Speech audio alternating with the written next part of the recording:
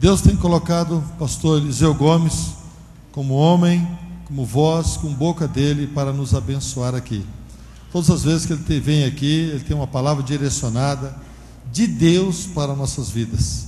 E eu creio que esta noite será uma continuidade de uma bênção especial de Deus para a tua vida. Pastor Eliseu, muito obrigado pela sua presença. Saiba de uma coisa, esta igreja ama você. Não só sou eu que digo, não. Quer ver? O que vamos dizer ao pastor Eliseu? Essa igreja ama você. Olha quantas mil pessoas amam você. Você pensa que é só sua mulher e suas filhas? Não.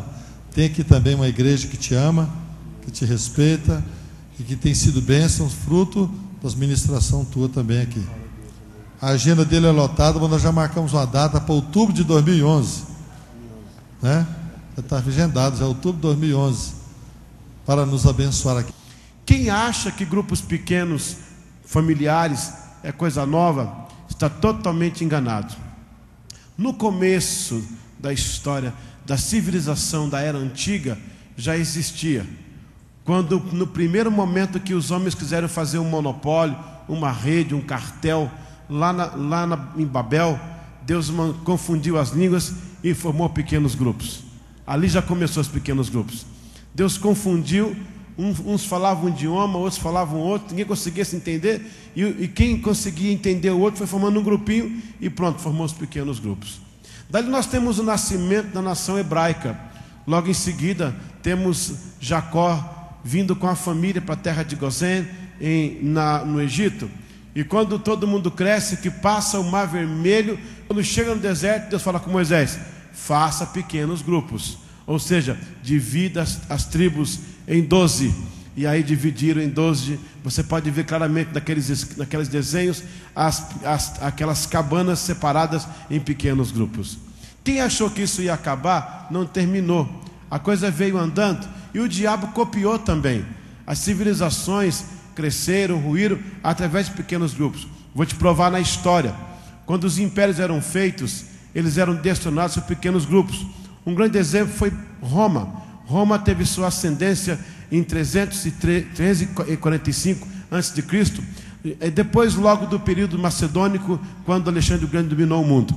Logo em seguida, Roma começa a nascer.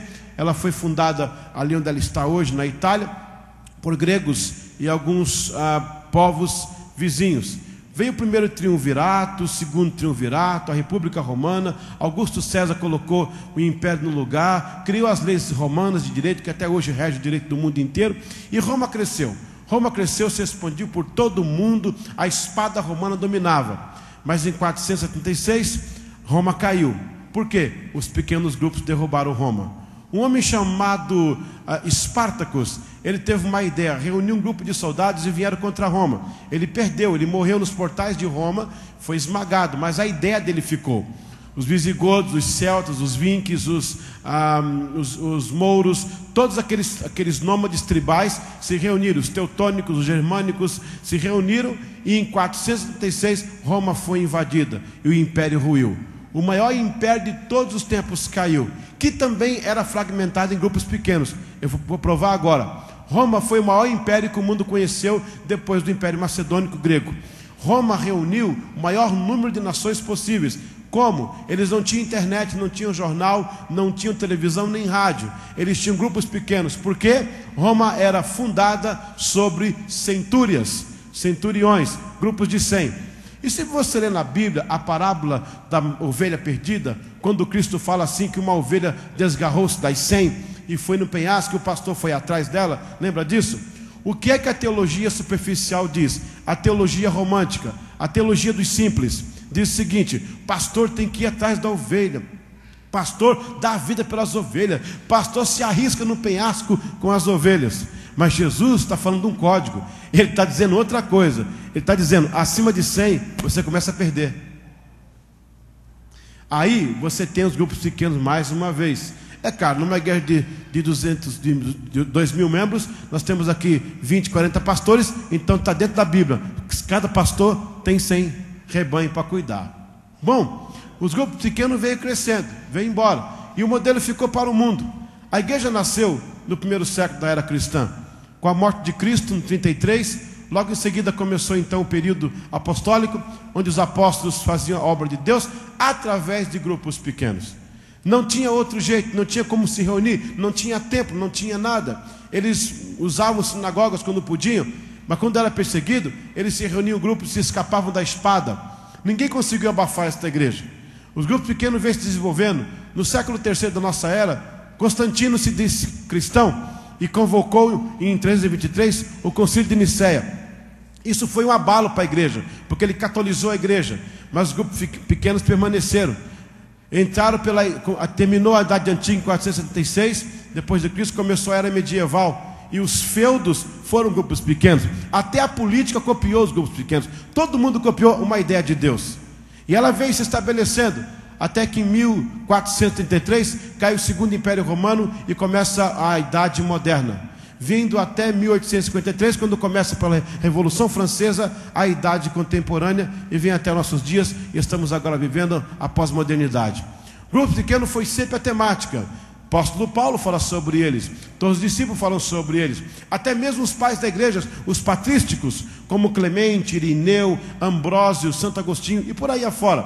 Quando foram prender Policarpo em 156 depois de Cristo, ele tinha uma igreja de muitos milhares de membros lá em Esmirna, na Ásia Menor. E quando ele é preso, levado para Roma para morrer, a igreja, ninguém se desvia da igreja, porque todos estavam estabelecidos em grupos pequenos. Senhoras e senhores, eu tenho uma notícia bomba para vocês que vai te espantar.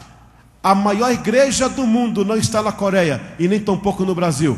Brasil e Coreia são organizados em convenções, em conferências, bispos, pastores.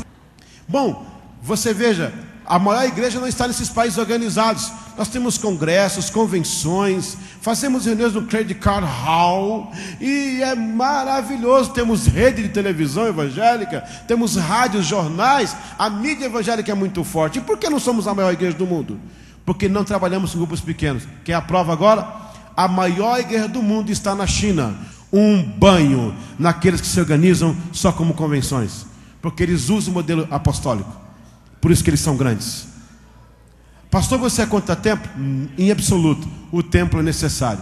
Há corrente que diz que templo não pode ter mais, tem que ser só grupo pequeno. Há corrente que fala não, que o grupo pequeno não existe, tem que ser templo. Eu sou dos dois, porque Jesus se reuniu no templo, ele fez a última ceia no templo, apóstolo Paulo se reunia nos templos, a igreja recebeu o Espírito Santo no templo. Então o templo é necessário para nos reunirmos como família, mas não podemos entrar no esquema de Constantino.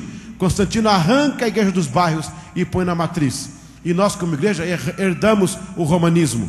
Graças a Deus que aqui eu não vejo cadeira no púlpito, mas cadeira no púlpito é sistema romano, e a cadeira do pastor tem uma cadeira diferente até do coronel da igreja, o dono da igreja. Aqui não tem, nós estamos aqui unidos, todo mundo juntos aqui no mesmo banco, aleluia. Graças a Deus não tem isso aqui. Agora nós temos muito de Roma em nosso meio. Amados, eu convoco a vocês, participe do grupo pequeno, sabe por quê? A última para a gente encerrar. Quando Jesus é assunto aos céus, ele está no Monte das Oliveiras. Quando ele vai subindo, os anjos dizem: varões galileus, estais espantados, não temas, do mesmo modo como ele foi, ele há de voltar. Ou seja, a igreja, se não voltar para grupos pequenos, Jesus não pode voltar. Ele só vai voltar do modo como ele deixou, com grupos pequenos. Se você não faz parte do grupo pequeno, você está fora do corpo. Quantos tem dedos na mão? Levante a mão quem tem dedo aí, glória a Deus. Pronto, pode abaixar. Se você chegar em casa, pegar uma faca e cortar o seu dedo fora, e ficar sem o dedo, igual o presidente Lula, como é que vai fazer? O seu dedo é seu? Sim ou não? Sim. Mas ele é corpo? Não, porque está fora do corpo. Quem não está em grupo pequeno, irmãos, está no metrô das 6 de São Paulo, em plena Sé, sem saber para onde vai na baldeação. Entra para a visão de Deus e seja feliz e abençoado. Se vier a perseguição do Brasil com essas leis, se vocês votarem nas pessoas erradas que vão fazer leis contra o Brasil, nós vamos ter perseguição. Sabe o que vai prevalecer? Grupos pequenos. Porque lá na China, eles não têm convenção, não tem televisão e não tem rádio, mas se multiplicam a cada momento, porque estão na visão de Jerusalém. Bem-vindos a Jerusalém, bem-vindo aos grupos pequenos. Faça parte, não fique de fora, e seja abençoado em nome de Jesus.